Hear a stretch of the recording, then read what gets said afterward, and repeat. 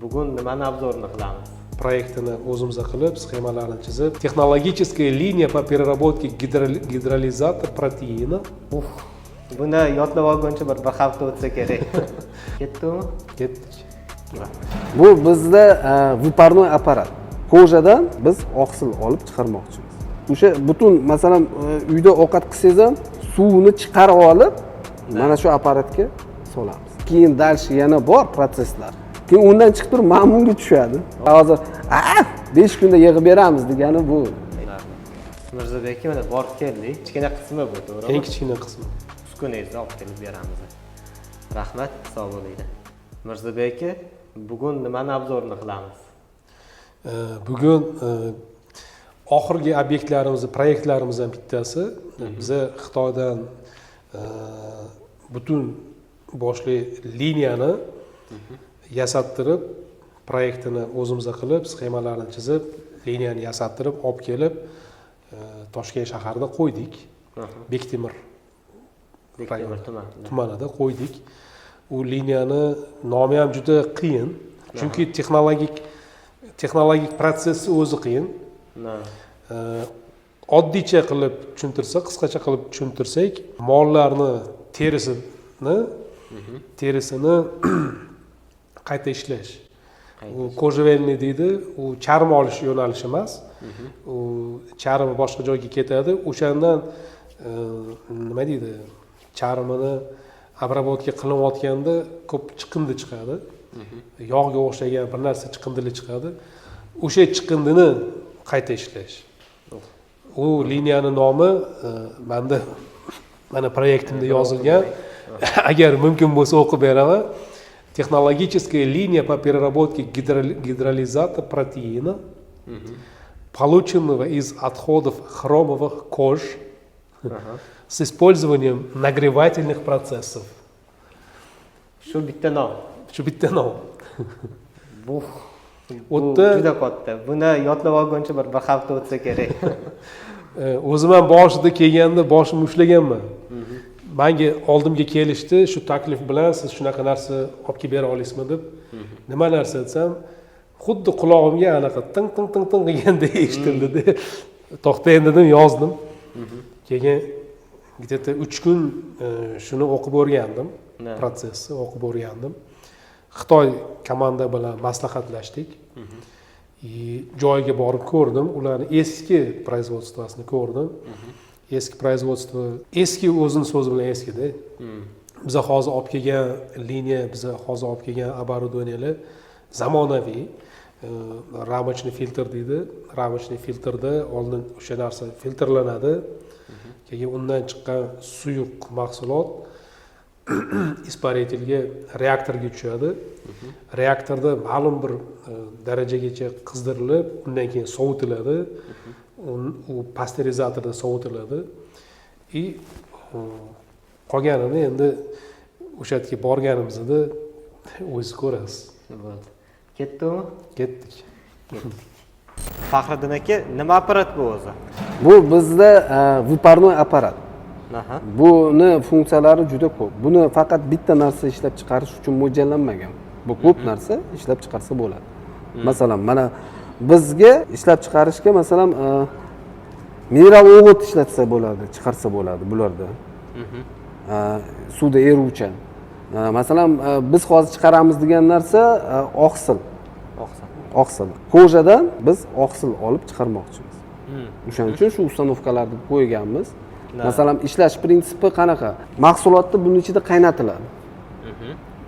Qaynatilganda o'sha butun masalan uyda ovqat qilsangiz ham, sho'rva qilsangiz ham, go'shtni tashlasangiz, go'shtning mazasi suvga chiqadi. Shunaqa. To'g'rimi? Endi mana xuddi shu narsa. Mahsulot tashlaymiz, qaynatamiz, pishiramiz. Suvni chiqarib olib, mana shu apparatga solamiz. Keyin bu apparatda suvni bilan chiqqan kondensatni ajratib olamiz. Bu o'sha ajratadigan apparat. Masalan, kerakli narsamizni ajratib olamiz, suvni chiqarib olamiz. Kerakli apparat masalan ma'munning ichida aylanib, sentrifugada chiqadi. Keyin ko'chamizda yana turibdi, hali o'rnatilmagan protsessda. Ko'chamizda tushulkamiz bor. O'shanda quritilib, o'sha oqsil chiqib keladi. Keyin o'sha oqsilni biz upakovka qilib o'sha bozorga, rынокка chiqiladi. Bu apparatni faqat oqsil uchun emas. Masalan, konfetlarga patika chiqarsa bo'ladi bu apparatdan. Quyom chiqarsa bo'ladi. Masalan, qaynatib turib duxi chiqarsa bo'ladi. Bu apparatlarda. Bu ishlash prinsipi shu suv bilan chiqqan moddani ajratib oladigan apparat. Qaynatib, suvni tashlab yuboradi. Chiqadigan bizga kerakli mahsulotni chiqarib beradigan narsa. Lekin uni protsessi keyin dalshi yana bor protsesslar. Именно shuni o'zida to'xtab qolmaydi bu narsa. Masalan, bundan o'tadi, ko'chada turgan filtrlardan o'tadi, sushilkalardan o'tadi, keyin drobilkalardan o'tadi. Bu protsessi juda katta. Liniyasi katta ekan-da. Liniya juda katta. Bu liniyaning bitta qismi, to'g'ri. Ha, bu bitta liniyaning qismi. Mana masalan, mana bu qozon birinchi bo'lib mana bu qozonlarga tushadi. Mana qozonlarda qaynatiladi. Buni ispareniyasini chiqariladi. Ispareniyasida o'sha bizga kerakli narsa ham bor-da, moddalar. Keyin kelib mana bu yerda yo'mkislar bo'ladi hali. Yo'mkislarga tushadi. Keyin buni tagidan bizga kerakli suyuqlikni mana bu ko'chada turgan apparatdan chiqadi. Keyin undan chiqib turib mana bunga tushadi. Bundan chiqib turib keyin mana shu taylaridan tortib olamiz. Tortib olgandan keyin bunda ham pishirilib, ajratib olganimizdan keyin protsess dальше ketadi. Keyin o'sha upakovka и уже o'sha savdoga chiqadi. Savdoga chiqarib keladi. Bu объемlarini bilasiz, masalan, bir sutkada yoki bir soatda qancha narsa ishlab chiqarish mumkin? Lekin mana qarangda, объем bo'yicha qanday desam bo'ladi. Masalan, biz eksperimentalni o'tkazganimizda, eksperimentalni qanday laboratoriy условияda chiqarilganda, masalan, bu apparat hozir biz chiqargan apparatda laboratoriy условияda chiqargan narsamizni bir 50 barobar katta. 50 barobar katta narsa. Lekin laboratoriy nimada masalan bir haftada 20 kilo chiqqan. Endi 50 barobarga ko'paytirsak 20 kiloni bir haftada 20 kilo.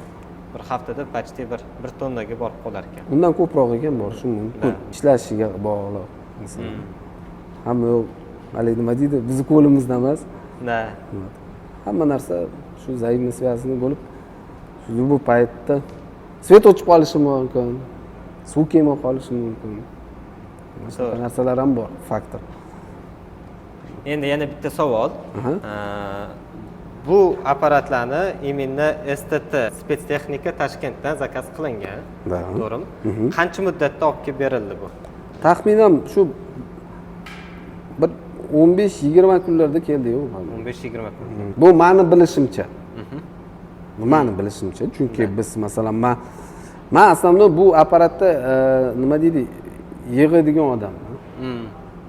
Buni endi texnologiyasini biz laboratoriy условияda qilingan, o'shalarni ham men ko'rganman, chunki o'zim qatnashganman bu narsada.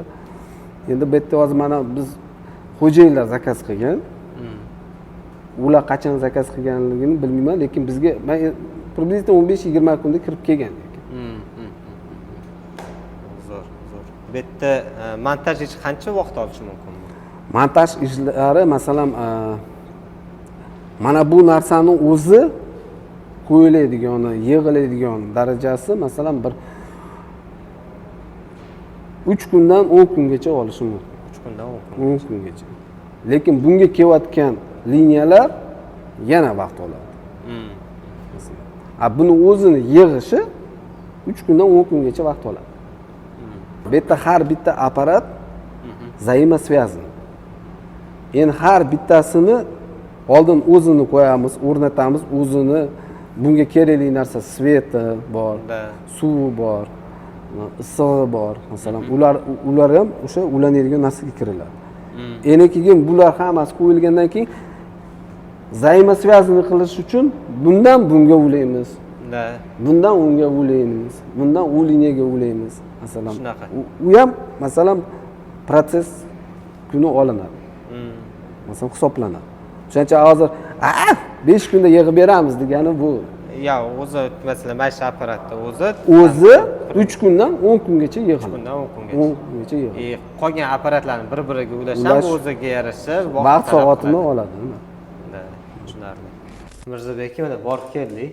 Juda qiziqarli, juda ma'lumotlarga boy kontent bo'ldi desak bo'ladi. Xo'p, hozir borib kelgan joyimiz, demak, bir so'z bilan bu molni terisidan qayta ishlab chiqarib, unga yem bo'ladigan, protein bo'ladigan mahsulot ishlab chiqarib beradigan apparatni ko'rib keldik. Да. Apparat emas. Оборудование, как Оборудование, да. Оборудование. Uskuna deb aytaylik. Uskuna desa bo'ladi. Bu endi menimcha mini sex yoki sex, полноценный sex-ku, katta sex o'zi. Mini sex ham emas. Yaxshigina normalniy sex. Оборудование. Да. Shuni obzori bo'ldi. Endi spetstexnika Toshkentda bunchalik narsalarni qilishiga to'g'risi ko'zim yetmagandi. Men ko'zim bilan ko'rib amin bo'ldim, что bu siz aytganingizdek eng kichkina qismi bu, to'g'rimi? Eng kichkina qismi. Bundan ham katta uskuna оборудованияларni olib kelib bera olasiz. Unga 10 barobar katta bo'lgan proyektlarimiz ham bor. No, masalan, endi har bitta proyekt o'zi katta proyekt. Uni kichkina katta deb gapirishimiz menimcha to'g'ri bo'lmaydi. Chunki bu proyekt kichkina bo'lgani bilan, lekin bu ximiyaviy anaqada texnologik proses. U yerda uncha odam ishlamaydi. Masalan, Sirdaryoga qo'ygan liniyamiz bor. Sirdaryoga soatiga 3 tonna chiqazadigan 3 tonna baliq yemi chiqazadigan liniya qo'yganmiz. 5 xil yem chiqazadi. 3 xili suvning ustida turadi, 2 xili cho'kadi. Bitta liniyadan chiqadi. Shunga o'xshagan proyektlarimiz ko'p, lekin ming afsuski spetstexnikani ko'pchilik eshitmagan, tanimagan. Endi biz ko'ksimizga urib yurgan ekanmiz, bizlar hamma taniydi deb zamonaviy texnologiyalar shuni ko'rsatdiki, bundan ham ko'proq ishlashimiz kerak. Demak, bu spetstexnika Toshkent O'zbekiston qanchalik rivojlanayotgan bo'lsa, spetstexnika Toshkent ham shunga yarasha texnikalarni, оборудованияларni olib keltirib yetkazib beradi. To'g'ri. Juda zo'r. Aziz do'stlar, obunachilar, agar sizlarga shu videoni agar ko'rayotgan bo'lsanglar, shu joygacha kelgan bo'lsanglar, bitta like va podpiskani bosib qo'yinglar va shunga o'xshagan оборудование, uskuna yoki o'zingizga qanaqadir zavod yoki spetstexnika, maxsus texnikalar kerak bo'lsa, bemalol bizga murojaat qiling. Biz sizga sizni xohishingizga qarab turib, xohlagan texnikangizni, xohlagan uskunangizni olib kelib beramiz. Rahmat, sog' bo'linglar.